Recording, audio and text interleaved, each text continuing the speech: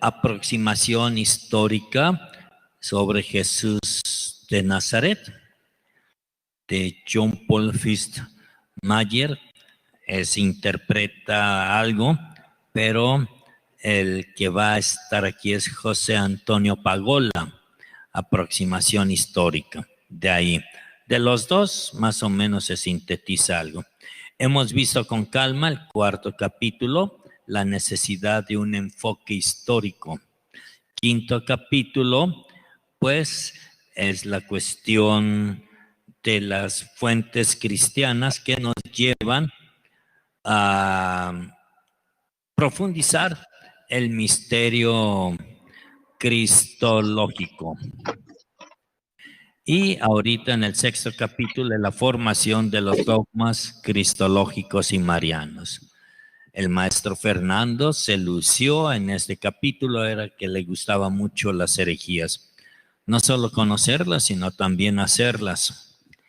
Pues así como estamos, vamos a hacer nuestra plegaria. Padre nuestro, que estás en el cielo, santificado sea tu nombre. Venga a nosotros tu reino. Hágase tu voluntad en la tierra como en el cielo. Danos hoy nuestro pan de cada día. Perdona nuestras ofensas, como también nosotros perdonamos a los que nos ofenden. No nos dejes caer en tentación, líbranos del mal. Amén. Sexto capítulo, formación de los dogmas cristológicos y marianos. Decíamos la aparición de las herejías, controversias y estudios más profundos. Rasgos fundamentales de la cristología primitiva, los enemigos del fisismo, arbitrariedad. Ya sé que están diciendo, padre, va volando. Ya lo vimos, por eso nada más es un echar un ojito. Un dogma en sus 5 elementos, según su contenido, verdad divina revelada, según su forma, proposición doctrinal, según su validez objetiva, es infalible, según su valor objetivo, subjetivo, es obligante, según su génesis, obra, elaboración, creación de la iglesia. Un dogma cambia nunca en su contenido, sí, y necesita cambiar en su proposición doctrinal. El ejemplo que habíamos puesto es contenido, agua de limón, recipiente, que puede ser un plato, un vaso, una cuchara, un rotoplas. Bueno, ahí eso ya no. Y dijimos 4 series de herejías. La primera serie comprende 7 herejías y un gran concilio. El primero, ebionitaísmo, se niega la intervención especial en el Hijo natural. Gelquisateísmo, se niega la intervención especial en el nacimiento de Jesús. Docetismo, Jesús no es hombre verdadero, es aparentemente y por tanto sufre en apariencia. Es Ignacio de Antioquía que dice, ustedes sí son la apariencia. Hacen cabonar al rey y lo mandan a los leones, ahí le echan su salecita y se lo comen. Gnosticismo soteriológico, no es Cristo quien nos salva, es el ser humano por su esfuerzo en el conocer el misterio de Cristo que se salva. Es el conocimiento del ser humano que lo lleva a la salvación. Dualismo gnóstico, en Jesús hay 2 personalidades. Ireneo de León, que trabaja precisamente para fundamentar la unidad en este dogma. Tiene 3 expresiones importantes, uno y el mismo. El intercambio, el trueque, y la última expresión o frase lapidaria, la gloria de Dios es el hombre viviente. Hablamos del adopcionismo, Jesús es adoptado, no es realmente hijo de Dios, ya vimos que esto no. Y la herejía principal, arrianismo. Jesús no es Dios, a lo mucho cuasi Dios o subordinacionismo. Ahí está todo. Y decíamos que el Papa entonces era Silvestre II, y el secretario, el mero mero, de ese concilio fue Atanasio. La posición ya estaba súper dividida. Jesucristo, verdadero Dios. No, no es Dios. Jesucristo no es Dios. Que sí es Dios, verdadero Dios, no es verdadero Dios. Y Atanasio pone el silogismo trinitario. Hola, preciosos, ¿cómo están? Ya me pusieron aquí a las 4 preciosas. Bien, y Atanasio pone el silogismo trinitario. ¿En qué consiste? A ver, ¿el Padre es Dios? Si nadie lo niega, no. Ahora, como buenos estudiosos de la Sagrada Escritura, ¿qué relación existe entre el Padre y su Hijo Jesucristo? Ya después de 2, 3 o más días de trabajar, se reúnen y les pregunta Atanasio, ¿ya llegaron a algún acuerdo? Sí. Jesucristo homoousios, es decir, consustancial al Padre, que quiere decir de la misma naturaleza. Si el Padre es Dios y Jesucristo es consubstancial al Padre, de la misma naturaleza, ipso facto, Jesucristo es Dios. Dogma solemne de fe, Nicea 325. Ahí tienen todo lo que hemos dicho. Segunda serie son 6 herejías. Dije que 4 series. La segunda serie, la primera empieza marcionismo. Marción que niega que la relación entre el Dios del Antiguo Testamento al Dios del Nuevo Testamento es distinto y demás. La herejía se llama marcionismo. Al logoísmo no admite en Dios un verbo, ya lo explicamos. Sabelianismo, sino también se llama patripacionismo. En Dios hay una sola persona y esa persona es el Padre. Es el Padre que se encarna, es el Padre que sufre, padece, es el Padre que muere, pero es el mismo Padre que resucita. Es el famoso patripacionismo. Y de estas 6 herejías, 2 son las principales. Aquí está. Apolinarismo. ¿Qué dice? Niega en Cristo la existencia del alma humana racional. Por tanto, Jesús no es hombre verdadero. Por otra parte, si Jesús no es Dios verdadero, el Espíritu Santo tampoco es Dios. Macedonio niega la divinidad del Espíritu Santo. Y última de esta serie es semi-arrianismo. El Hijo a lo mucho es semejante al Padre, pero no es igual o consubstancial al Padre. Viene el segundo concilio, que va a ser el primero de Constantinopla, 381. Ahí está. Contra principalmente Arrio y Macedonio. El argumento principal, una consideración soteriológica, Gregorio Nacianceno, es el que va a hablar aquí. Juntamente con el Padre y el Hijo es adorado el Espíritu Santo. Se declara el Espíritu Santo verdadero Dios. Y además, Jesucristo verdadero hombre. Así ya se tiene todo el ciclo. Tercer ciclo, tercer bloque de las herejías. Van a ser aquí 5, si no me equivoco, sí. La primera de ellas y la principal, nestorianismo. Nestorio, hacia los años 385-451, es un monje de origen persa. Había estudiado en la teología antioquena. Hay 2 grandes escuelas, Antioquía y Alejandría. Antioquía subraya el aspecto humano de Jesús. Antioquía subraya, y toda la escuela va a poner en primer lugar el aspecto humano de Jesús. En cambio, la otra escuela, Alejandría, va a subrayar el aspecto divino. Acuérdense, Antioquía para nada tiene una L. En cambio, Alejandría tiene una L que nos hace recordar Elohim, lo divino en Jesús. Alejandría. Así que están dos escuelas. Y entonces, Nestorio da la impresión de negar la unidad del hombre Dios. Pero en sí, ayudado de la teología antioquena, Nestorio dice, a ver, momentito, podemos hablar de la Theotokos y Antropotokos.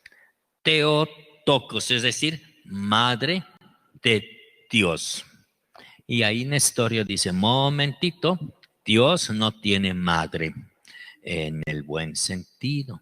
Y aquí veo algunas hermanitas que se están riendo. Sí, Dios no tiene, Dios no tiene madre, es decir, siempre ha existido, es lo que va a decir Nestorio, y estamos totalmente de acuerdo con él.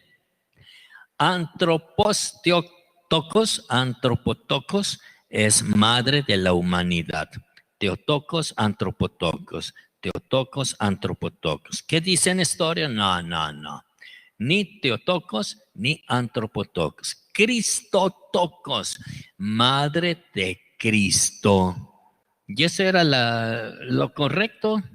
No más que nuestro querido amigo Cirilo, que era de la escuela de Alejandría, le puso un tachezote y lo condenó. No, tú estás negando estás negando la divinidad de Jesús y para nada. Bueno, ni modo, se quedó en obscuridad eso.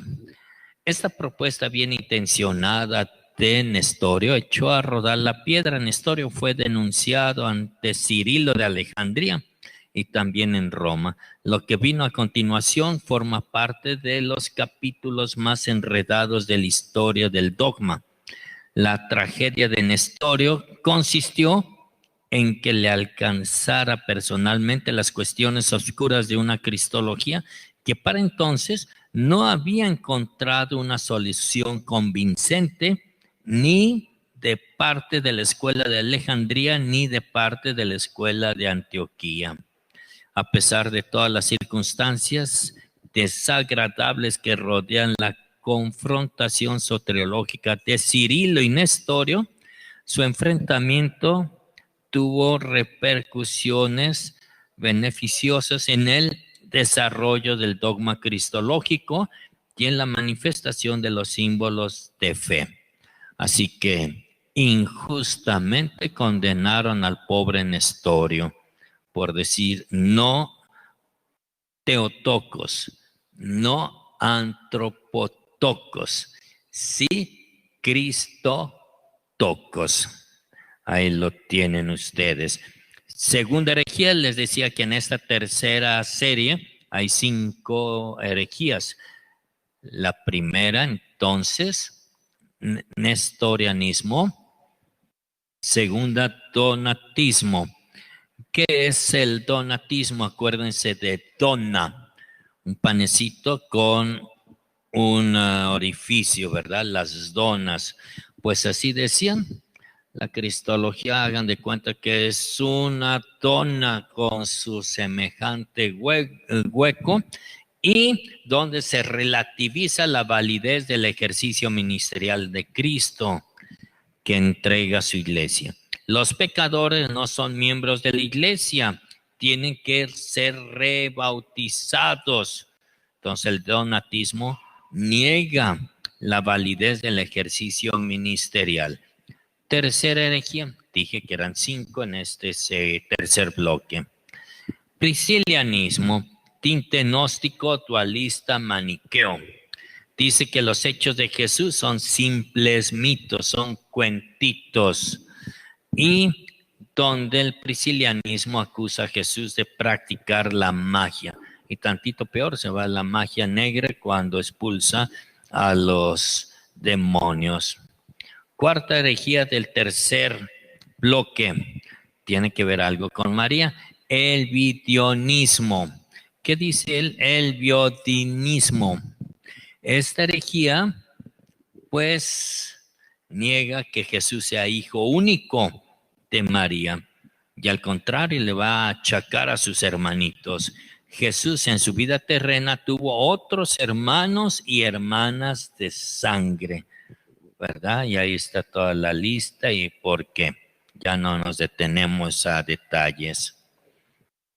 ¿Y era la quinta, Teóforo? Sí, era la quinta. Teoforoísmo. Teóforo es llevar en sí la divinidad, portador de la divinidad. Jesús es puramente hombre. Y luego desciende sobre Jesús el Verbo. Se niega de una u otra manera la divinidad ontológica de Jesús y es una especie de adopcionismo, teoforoísmo, llevar en sí misma la divinidad. Hemos visto dos concilios, 325, Nicea declara solemnemente el dogma de Jesucristo verdadero Dios. Segundo concilio, que va a ser el Constantinopla I, 381, que declara solemnemente dos dogmas: Jesucristo verdadero hombre, Espíritu Santo verdadero Dios. Ya desde ahí empieza a formularse lenta y gradualmente el dogma trinitario. En el año 1215 se va a proclamar. Bien, pero no nos entretengamos en esto. El tercer concilio ecuménico es Éfeso, año 431, contra Nestorio. Este concilio condenó a Nestorio en un proceso muy irregular desde el punto de vista jurídico. Fue destituido como patriarca y desterrado por el emperador Egipto, donde murió afirmando, a lo que parece, su ortodoxia en el mismo lecho de la muerte. A pesar de todas las circunstancias, como ya dijimos anteriormente, fue de beneficio para el desarrollo ulterior del dogma cristológico. En efecto, mientras el anterior concilio declaraba el dogma sobre la humanidad, divinidad de Jesús, Jesús verdadero Dios, verdadero hombre, este concilio de Éfeso confesó la unión de dos naturalezas. En Jesús se va a dar dos naturalezas, la unión, pero va a estar hasta el siguiente concilio que se va a hablar dos naturalezas, una persona. Aquí nada más se menciona un poquito, se vislumbra y sobre todo se va a declarar dogma solemne de fe, María, Madre de Dios. Aunque nosotros que somos muy racionalistas digamos, no, pues Dios no tiene madre, no se puede hablar de que María sea madre de Dios, sí se puede hablar de manera indirecta en cuanto a que Jesús es Dios verdadero y por tanto sería más correcto decir María, madre de Cristo, el teocristos o el si ya se negó el teotocos, teoantropos, tocos, Cristo, tocos, madre de Cristo. Así que dos confesiones, la unión de las dos naturalezas, un Cristo Jesús. Por otra parte, se declara inefable y misteriosa la unidad del Verbo, ya decíamos, y María, Madre de Dios, aunque en Calcedonia se va a solemnizar, pero ya se declara aquí en el Concilio de Éfeso esto mismo. Y viene el último sector o el último bloque de las herejías y vamos a empezar con 4 monos. No, no estoy hablando del maestro Fernando. Estoy hablando de 4 herejías. Monofisismo, monoengendrismo, monoenergismo y monotelismo. Órale. Ahí están los 4 monos y vienen otras pequeñas herejías. ¿Qué podemos decir del monofisismo? Esta herejía afirma que en Jesucristo solo hay una naturaleza. Dicha manera de pensar proviene de Eutiques. eutiques, por eso el monofisismo se va a llamar también eutiqueísmo. Hacia el año 450, lo más que él estaba dispuesto a admitir era dos naturalezas antes de la unión, pero después de la unión solo admitía una sola naturaleza. Eutiques pretendía evidentemente atenerse a las extremadas formulaciones de Cirilo sobre la unidad, el cual continuaba utilizando altamente peligrosas expresiones de una esencia, úsea, y una physis.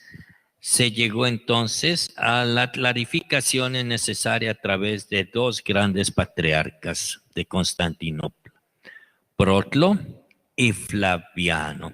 A ellos se debe el gran aporte y la gran distinción cristológica del concepto hipóstasis, es decir, persona, en contraposición de physis, naturaleza. Una cosa es persona y otra cosa es naturaleza. Y de todos los concilios, de los 21 concilios ecuménicos, empezando desde Nicea hasta el último, Vaticano II, es el último concilio ecuménico. Dice Fernandito, me está preguntando en qué año se llevó a cabo el Concilio Vaticano II. A ver, maestro Oscar, preguntas en la encuesta si alguien se acuerda en qué año se llevó a cabo Concilio Vaticano II. Pero antes, el Vaticano I y mucho antes, Trento. 3 fechas: Concilio de Trento, Concilio Vaticano I y Concilio Vaticano II. Gansito Marinelli y Coca-Cola. Yo le dejo el dinero a Oscar para que le reclamen a él su Gansito Marinelli y Coca-Cola. Aquí tranquilos, no se alboroten aquí, que están levantando la mano. Esperen a que ellos contesten. Aquí, de todos los 21 concilios, el más importante, podríamos decir de una o de otra manera, es Calcedonia.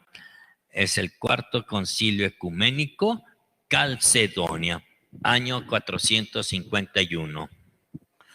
Y Marta Cecilia dice que en 1959-1963. Patricia Aquino, 1965. Socorro Edith, 1963-65. Híjole, no le han atinado a ¿No nada. dan una? A ver, sigan. Sigan apostando. 2 años duró el concilio, más bien del año TAS al año TAS, el Concilio Vaticano II. El Vaticano I duró 2 añitos y el de Trento hay mucho tiempo. Ya bueno, que sigan buscando, investiguen. Este concilio, como el más importante, tiene como referencia, para no olvidarse, el animal más importante de la selva. ¿Cuál es? Claro, el león rugiente. No vayan a poner como algunas religiosas. El animal del Papa. ¿Cómo que el animal del Papa? El Papa León, no el animal del Papa. O sea, quisieron decir el animal que lleva el nombre de León, entonces, que asumió el Papa León, que fue un gran papa, por eso va a ser León Magno, que está presente ahí en el 451. Bien, damas y caballeros, hermanas, hermanos, ahí tienen León Magno, 440-461. Y ya en el 451 va a confesarse que hay un solo y mismo hijo, pero aparte María, Madre de Dios, se va a solemnizar aquí en Calcedonia. Dicho dogma quiere afirmar la unidad de la persona hipóstasis, teólogos alejandrinos, pero por otra la clara distinción de las dos naturalezas que permanecen sin mezclarse incluso después de la unión. Damas y caballeros, hermanas y hermanos, es la declaración del dogma solemne de fe de que en Cristo hay una persona y dos naturalezas. Con esta declaración se van a resolver muchas cosas, pero es hasta el año 451, no le alcanzó a Nestorio en el concilio de Éfeso, pues valió, le dieron crank, ¿verdad? Así que paciencia. En este cuarto concilio se declara una persona y dos naturalezas. Ya se había declarado dogma de fe María, Madre de Dios, pero aquí en Calcedonia se hace solemne. Pero, atentas y atentos, Calcedonia, como todo concilio, a pesar de ser uno de los más importantes, fue presa de unilateralismos y posibles peligros de reduccionismo. Vamos a ver por qué. La confesión de fe en Cristo no se encuadra, como por ejemplo en Ireneo, en una gran visión de conjunto soteriológica. Se trata más bien de una descripción estática de la constitución del Dios hombre. Y aquí viene el primer problemita. Se alude más al carácter ontológico filosófico que al carácter bíblico salvífico. Hasta ahí, vean qué importante es eso. Todavía en Calcedonia se hace más hincapié en lo filosófico, en lo ontológico, que en lo bíblico salvífico. Ese es un primer detallito límite. Aquí, ven, al hablar de dos naturalezas no solo suena abstracto, sino que fomenta el equívoco de pensar que podría ponerse lo divino y lo humano bajo el mismo concepto, como si fuese posible definir la naturaleza divina señalando una serie de propiedades formales, la inmutabilidad, impasibilidad, la perfección, la omnipotencia, en contra de la naturaleza humana. Por tanto, falta la consideración de la figura histórica concreta de Jesús de Nazaret. Jesús de Nazaret es una sola persona, hombre, Dios, Dios, hombre. Ya se puso el dogma solemne de la divinidad de Jesús en Nicea 325. Se puso solemnemente que Jesús es verdadero hombre en Constantinopla I en el año 381. Entonces, se va perdiendo la figura histórica concreta de Jesús de Nazaret. Y tercero, la distinción entre la divinidad y la humanidad despierta la impresión que podría determinarse de manera clara lo que sería divino y lo que sería humano en Jesucristo, cayendo así dualismo. ¿Cómo qué tipo de dualismo? Jesús muere como hombre, pero no muere como Dios. Una cosa es lo humano y otra cosa es lo divino. Y aquí viene otra serie de herejías al respecto. Dejando al lado esta problemática, podemos decir que queda en el olvido un elemento esencial de la cristología bíblica, que Dios ha querido revelar a través de su actuar histórico en una vida humana ordinaria, especialmente en la pasión y muerte de Jesucristo.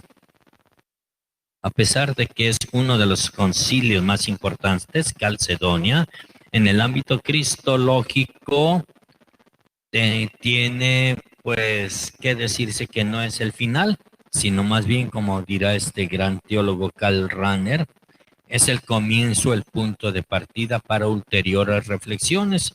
no porque sea falsa cada formulación dogmática, comenta el ilustre teólogo, sino precisamente por ser verdadera es por lo que se tiene que continuar en la reflexión y hacerla más explícita. De esta cuarta serie de herejías, decíamos primero el primer monofisismo, una naturaleza. Y aquí viene el otro monoengendrismo. Ahí está. Niega los dos nacimientos de Dios Verbo, es decir, niega el nacimiento histórico y el nacimiento desde la eternidad del Verbo divino. Por otra, niega la perfecta virginidad de María. Monoengendrismo, engendrar un solo nacimiento. Y no, nuestra fe católica dice, hay dos nacimientos en el Hijo de Dios. Nacimiento terreno y nacimiento divino, si es que se pudiera decir así. Así lo definen los padres conciliares y demás. Así que niega los dos nacimientos de Dios Verbo, es decir, niega el nacimiento histórico y el nacimiento desde la eternidad. Y segunda parte de la herejía, niega la perfecta virginidad de María. Y aquí viene el quinto concilio. Entonces, váyanlo grabando en su cabecita. Está primero Nicea 325, Constantinopla 1, 381, Éfeso, año 431, Calcedonia 451, quinto concilio, Constantinopla, pero es Constantinopla 2, el Constantinopla 1, donde se define que Jesucristo es verdadero hombre, ya eso fue en el 381. En cambio aquí va a declarar pues anatemasit a Eutíoco, que dice que hay un solo nacimiento. Quien confiese o acepte dicha herejía del eutiocoísmo o monoengendrismo y proclama solemne y no proclama la virginidad de María, sea anatema. Dice así, si alguno no confiesa que hay dos nacimientos de Dios Verbo, uno del Padre antes de los siglos sin tiempo incorporalmente, y otro en los últimos días, cuando el mismo bajó de los cielos y se encarnó de la Santa Gloriosa Madre de Dios y siempre Virgen María, que nació de ella. Y el que no lo declara así, sea anatema. Tan, tan, tan. Vamos a ver otros dos monos. Llevamos monofisismo, una naturaleza. Monoengendrismo, un nacimiento. ¿Y cuáles son los otros dos monos? Monotelismo. En Jesús hay una sola voluntad, un solo querer. Y el monoenergismo. Una cosa es energismo y otra es engendrismo. Energismo. En Cristo solo hay una operación o acción. ¿Qué es el monotelismo? Niega que en Cristo haya dos voluntades. Afirma que en Cristo hay una sola voluntad o un solo querer. El querer divino. Pues no. Aquí vamos a ver en el sexto concilio ecuménico, que va a ser Constantinopla III. Este concilio Constantinopla III, en los años 680-681, que va a condenar el monotelismo. ¿Y qué dice el monoenergismo? La herejía, en estrecha relación con la precedente, reconoce en Cristo que hay una sola operación, una sola acción, una sola energía. Y entonces el concilio ecuménico Constantinopla 3, 681, afirman, dice, predicamos igualmente en él dos voluntades naturales o quereres y dos operaciones naturales, sin división, sin connotación, sin separación, sin confusión, sin contradicción también, según la enseñanza de los santos padres. Se define solemnemente la verdad dogmática sobre la communicatio idiomarum.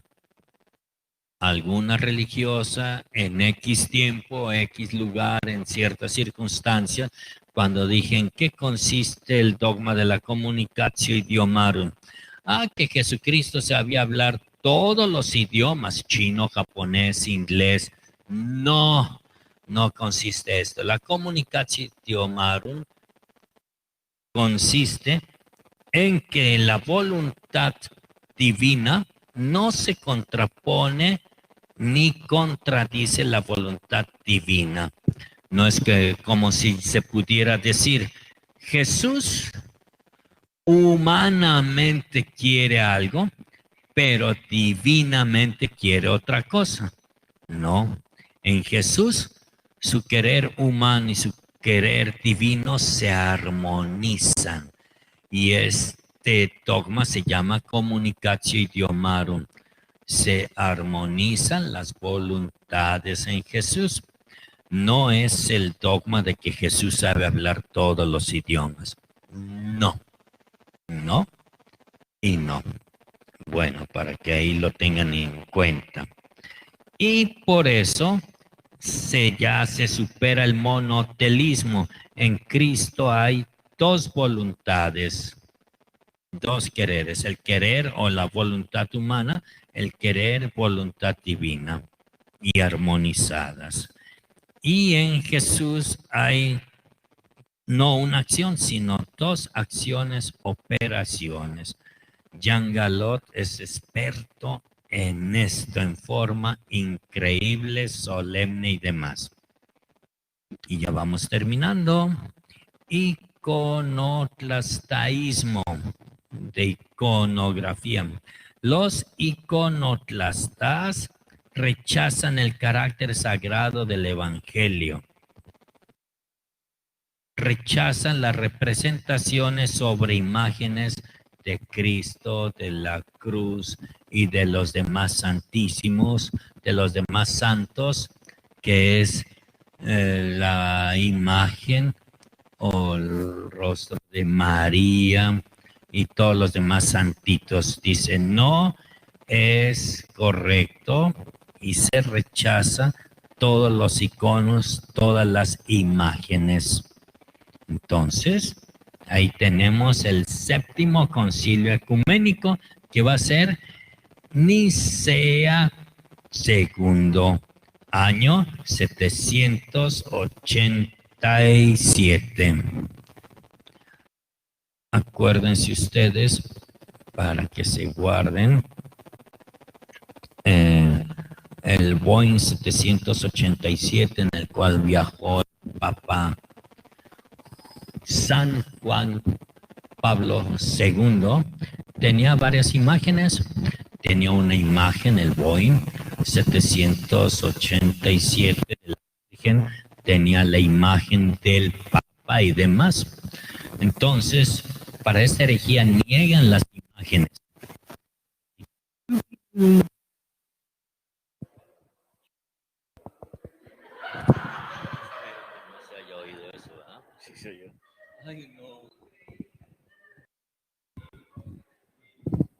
¿Sí oyeron eso?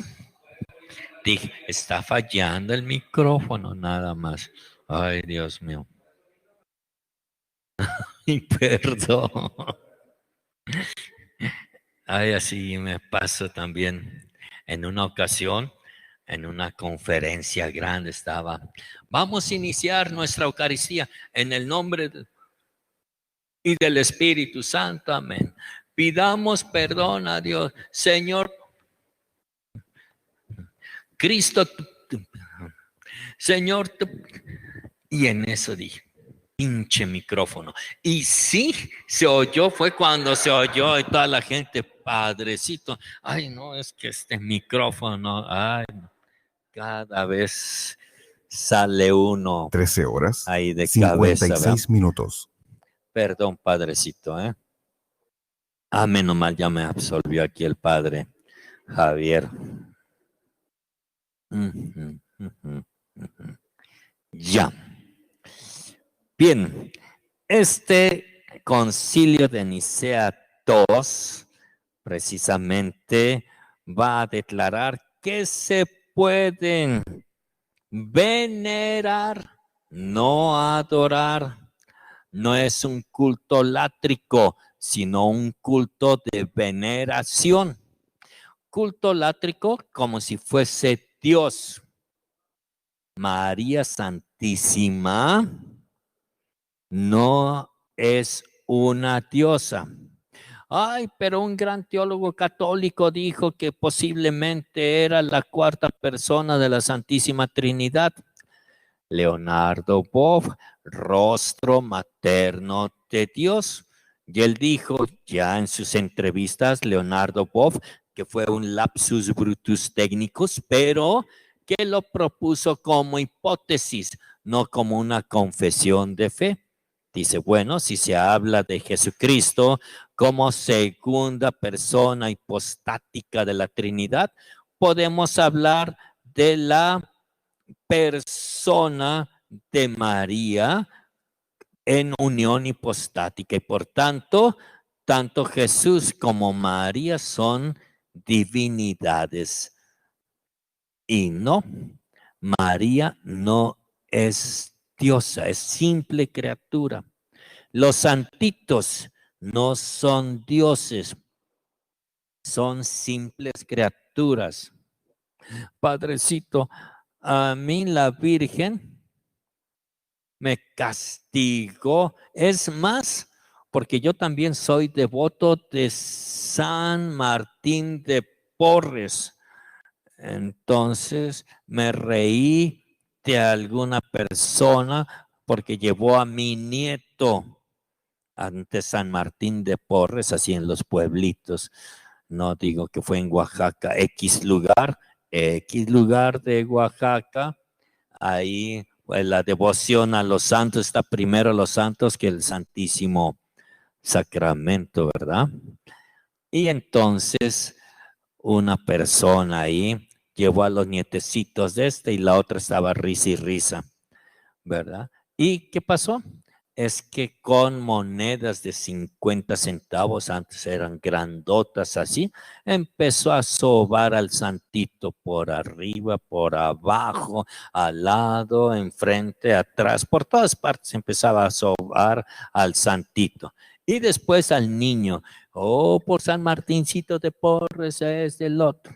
Pues por donde pasó la monedita, el niño parecía grapiñado, todo hinchado, todo es, ay, padre, me castigó San Martín de Porres. No, lo castigó, es que che, moneda contaminada ahí con todo eso, ¿cómo no va a enfermar al chiquillo?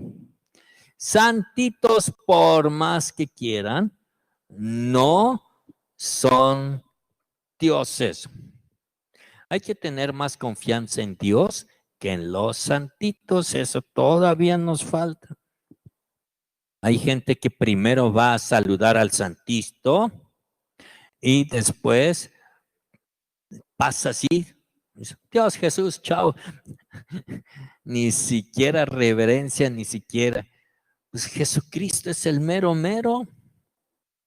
Por Jesucristo, los santitos hacen milagros. No es que el santito haga milagros por sí mismo. No, no y no. Como aquella gente que estaba en sequía, ya llevaban 1 mes y medio que no llovía en el pueblito. ¿Dónde fue donde trabajaste tú, Fernando? En Felipe Ángeles, por ahí. Entonces, ahí sí hay algunos de Felipe Ángeles que me perdonen. Bien. Y resulta que 1 mes y medio sin llover. Entonces van con el padrecito. Padrecito, Padrecito, préstenos al santito, a nuestro patrono, para llevarlo a pasear y ver, pues a ver si nos manda la lluvia, porque mire, nada. Y entonces el párroco saca, yo no era el párroco, para que me distingan. Y entonces el párroco saca una imagen chiquita de San Martín de Porres. Aquí tienen, aquí el santito. Ay, pero queremos la grande. No, no, no. Basta con esta chiquita y van a ver que va a haber, Dios les va a conceder por San Martín de Porres, pues la lluvia. Y ahí van. Cuiden mucho al santito, por favor. Y ahí va la gente, se les cae, lo levantan, se moja, etcétera, le gritan y demás.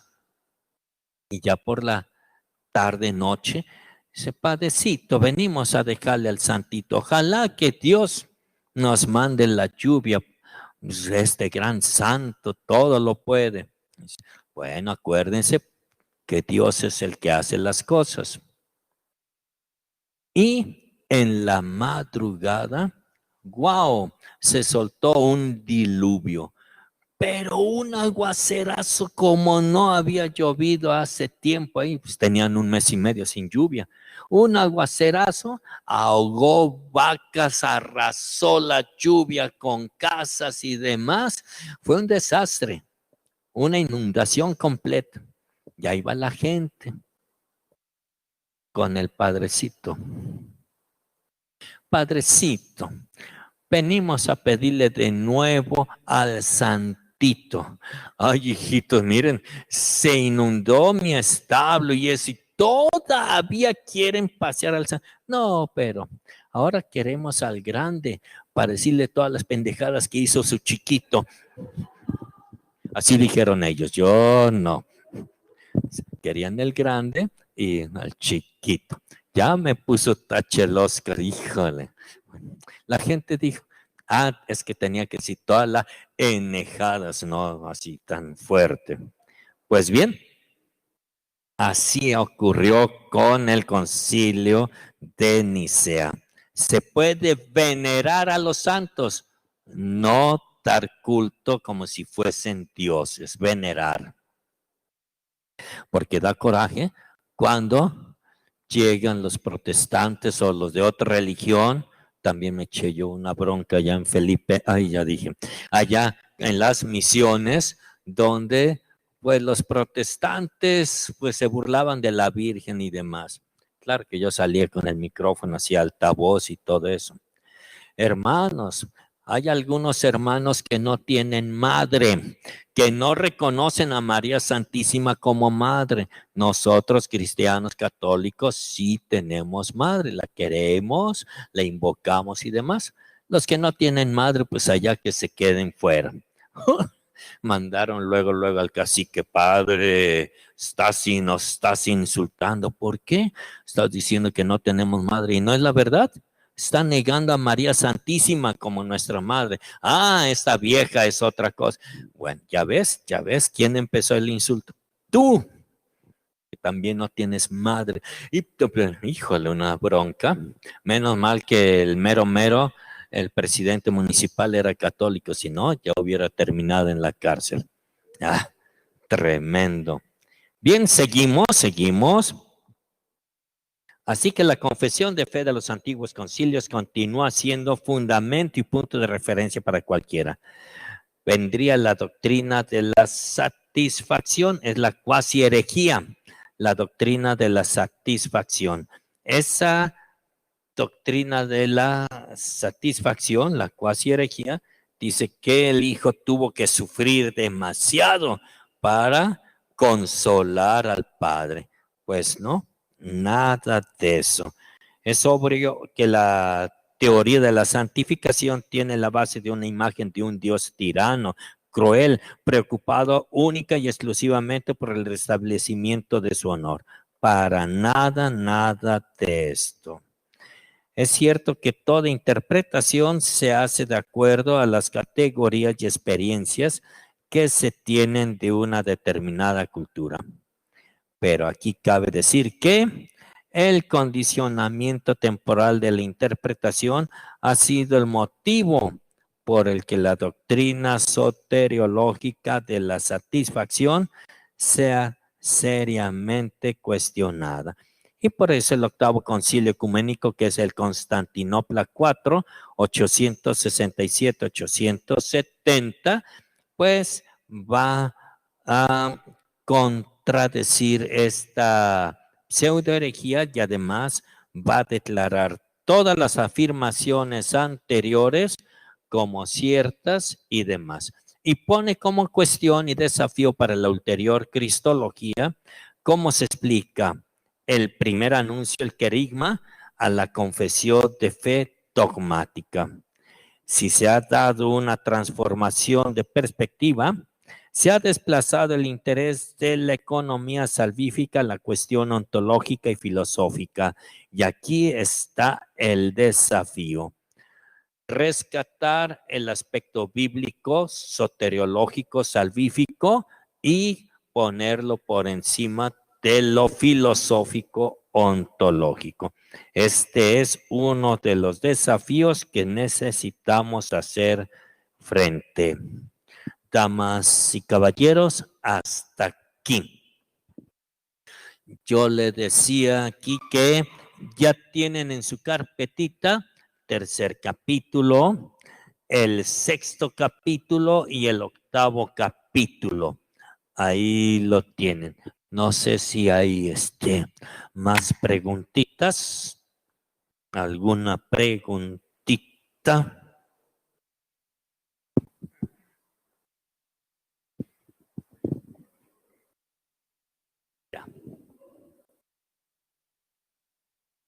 Ya le moviste, a ver, ya. Ahí estoy todavía. Ahí está, ahí está. Ya, ahí mero. Bueno, no, nada más estaban las respuestas a lo que es el Concilio Vaticano, que si les das la respuesta por ahí. A ver. Sí, Concilio de 30 años. 1000. ¿Nadie? 1500. ¿Qué? La del Concilio Vaticano II. Ah, lo del Concilio Vaticano II. Fechas: 1962-65. Concilio Vaticano II.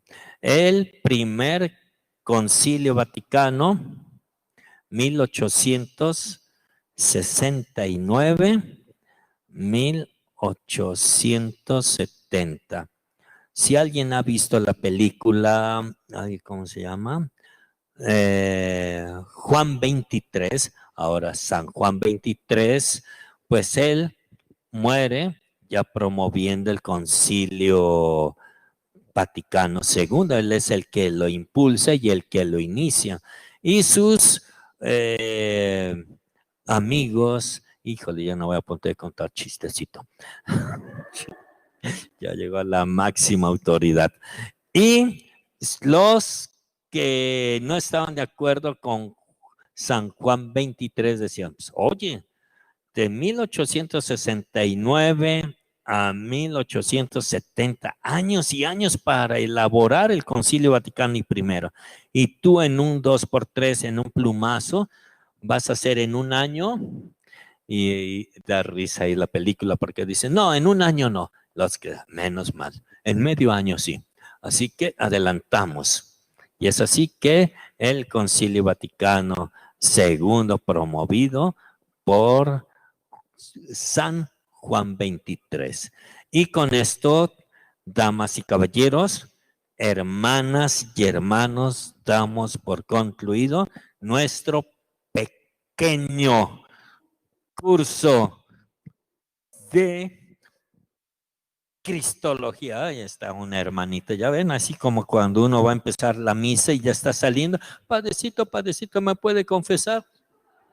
Es rapidísimo. Y ahí están las viejitas. Bueno, viejitas, pues qué pecados. Padre, tengo 30 años de no confesar. Ah, su mecha. Y ya a 5 minutos de empezar la Eucaristía, pues tremendo, ¿verdad? Sí, dígame, santa hermanita Noemí, ¿Saben lo que quiere decir Noemí en hebreo? ¿Qué quiere decir? Noemí en hebreo. Mi dulzura, pero no creo que tenga mucha dulzura usted, pero en fin, ya. Sí, écheme la pregunta, a ver el micrófono, porque no oigo yo, a ver, párate, vas a hacer al director ir hacia ti, qué bárbara. Disculpa, padre Antonio.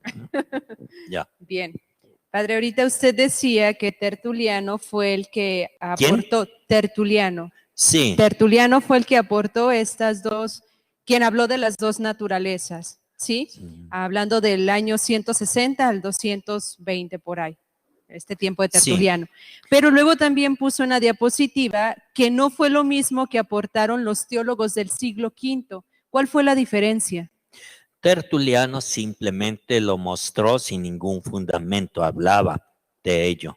En cambio, ya Protlo fue el primerísimo que con fundamento habló de la diferencia entre naturaleza y persona, declarándose en Calcedonia 451, concilio bien importante cuyo Papa León Magno tenía ahí a la cabeza, se proclama en Jesucristo hay una persona y dos naturalezas. Claro está que Tertuliano ya había barrido, ya había trapeado para el camino, pero Protlo es el que más va a aportar eso. ¿Ya, verdad?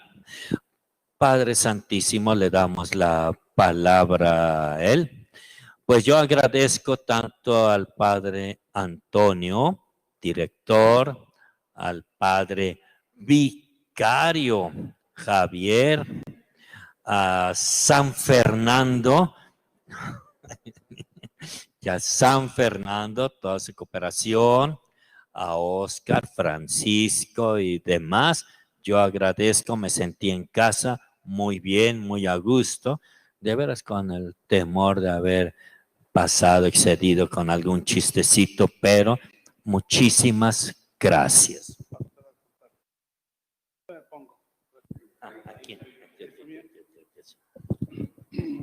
Buenas tardes a todos.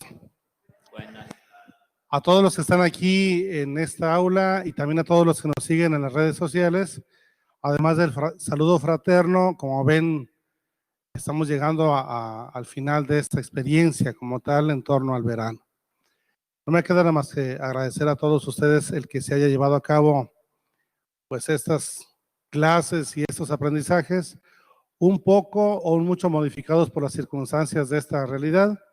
Padre Ángel, usted que fue aquí un baluarte y un pilar en torno a esta experiencia, haciendo diario síntesis y haciendo también esta propuesta, gracias por sus aportaciones y por su presencia y por su persona sobre todo, en torno a volver a poner como al día y refrescar contenidos y hacer esta actualización, que siempre es importante tenerla como muy viva, muy presente.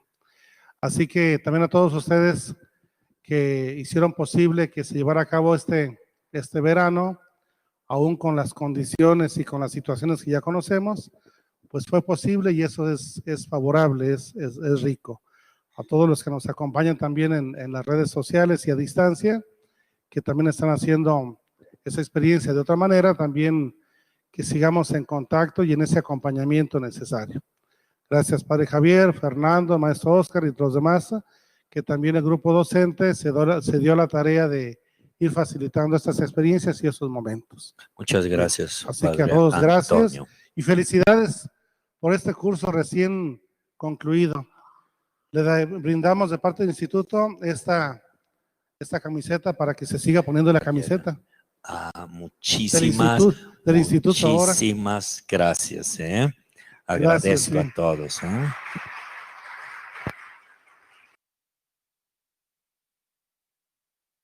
Y pues bueno, todo lo que inicia, termina, concluye. Bueno, mira, acá está haciendo ya el padre las pruebas de que sí le quede. Y si no, estamos a tiempo para cambiar la talla. Muy bien. Pues nada más que agradecer y felicitar y animarles a que sigamos preparándonos y formando estos espacios y esas experiencias, porque creo que hoy más que nunca se requiere la capacitación y la formación. El ISCA tiene esta intención misma, pero sí, esto requiere mucha voluntad, mucha capacidad pues de entrega, generosidad y espíritu de sacrificio para que se lleve a cabo todo esto. Así que enhorabuena por lo vivido y a todos por facilitar la experiencia misma. Sí le quedó. A todos felicidades y enhorabuena. Que estén bien, Dios les pague.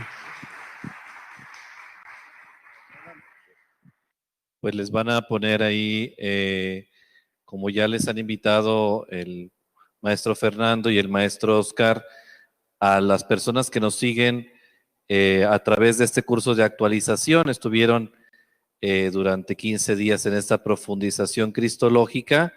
Queremos hacerles la invitación a nuestra propuesta formativa, tanto en lo presencial, que se abrirá el 31 de agosto, en el turno matutino y en el turno nocturno. Todos los que estén en la zona metropolitana de Guadalajara, pues sepan que pueden tener acceso a esta formación. Ya les han entregado todo lo que podemos tener acceso. Les van a poner la liga para llenar su formato. Y a las personas que no son de la zona metropolitana y quieren hacer la licenciatura o el diplomado en el instituto, también les van a poner la liga. La apertura inicia el 7 de agosto, se ha recorrido por esto del COVID al 7 de septiembre, la apertura